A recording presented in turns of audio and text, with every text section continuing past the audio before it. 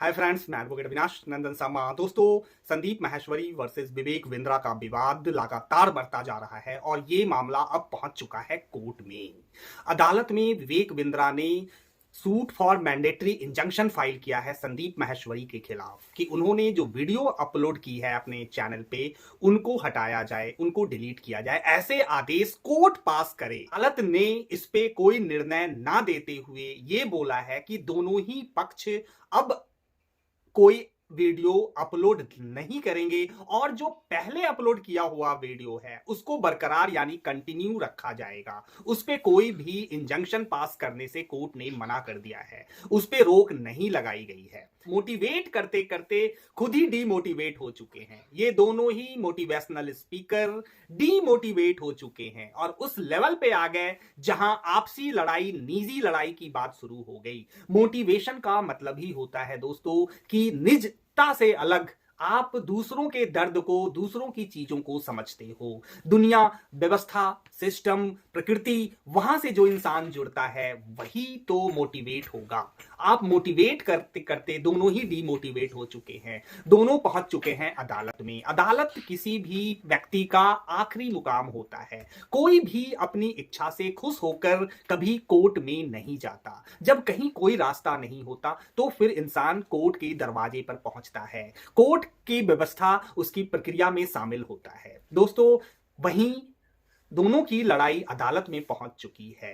अब ये लड़ाई है किस चीज की, लोग यही नहीं समझ पा रहे हैं। एक शख्स को संदीप माहेश्वरी ने अपने चैनल पे बिठाकर ये उनसे एक्सप्लेनेशन लिए गए कि विवेक बिंद्रा के प्रोग्राम को उन्होंने ज्वाइन किया और उनको कुछ नहीं मिला।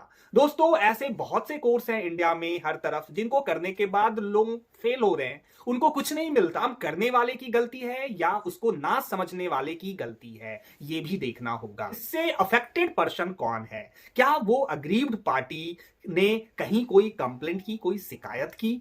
तो क्या चैनल पे बैठ जाना, वीडियो में आकर आप अपनी दर्द को बयां कर दो, क्या इसको शिकायत माना जाएगा?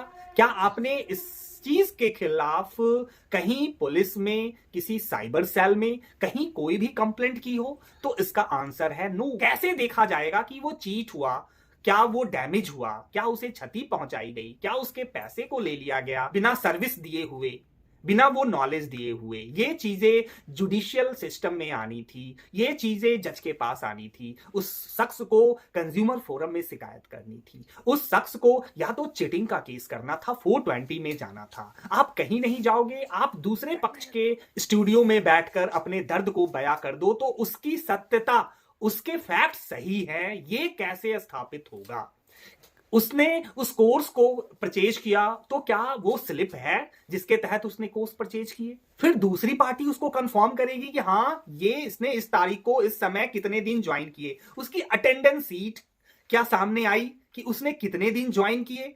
क्या उस वीडियो फुटेज में वो उस क्लास में प्रेजेंट है या उसके सिस्टम में, उसकी एंट्री में वो प्रेजेंट है?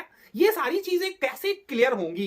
क्या ये एक की वीडियो बनाने से और दूसरे की वीडियो बनाने से, और एक मैं नहीं डरा, तुम डर गए, तुम नहीं डरे, मैं नहीं डरा, ये करके आप एक सोशल मीडिया में तो हाइप क्रिएट की जा सकती है, लेकिन इसका कोई एक लॉजिकल, एक तार्किक निष्कर्ष नहीं आ सकता। तो दोस्तों, जरूरी है कि इस विवाद में लोगों को डिमोटिवेट ना करें। मोटिवेशनल स्पीकर, इन्होंने समाज को कंट्रीब्यूट किया है, लोगों को आगे बढ़ने का तरीका बताया है। अब ये खुद ही पीछे अपनी लड़ाइयों में उलझ चुके हैं। और जब भी कहा जाता है कि जब नास मनुज पे छाता है पहले विवेक मर जाता है, तो कहीं विवेक बिंद्रा का विवेक भी तो नहीं मर गया? क्योंकि उनकी अभी उल्टी जो है सारी चीजें चल रही हैं, कुछ फैमिली डिस्प्यूट्स भी हो गए, वो भी मीडिया में आ गए। तो आखिर समझना होगा, इन चीजों को इग्नोर करें। किसी के साथ कोई दिक्कत है तो उसके लिए सिस्टम काम कर रहा है, ग्रीवांस सेल है, कंज्यूमर फोरम है, पुलिस है, आप अपनी कंप्लेंट दोगे। ये तरीका आपस में ही चीजों को एक्सपोज करना और इनको दिखाकर कि मैं एग्रीव्ड हूं, और ये लड़ाइयां वही है जो दो पावरफुल लोगों में होती हैं।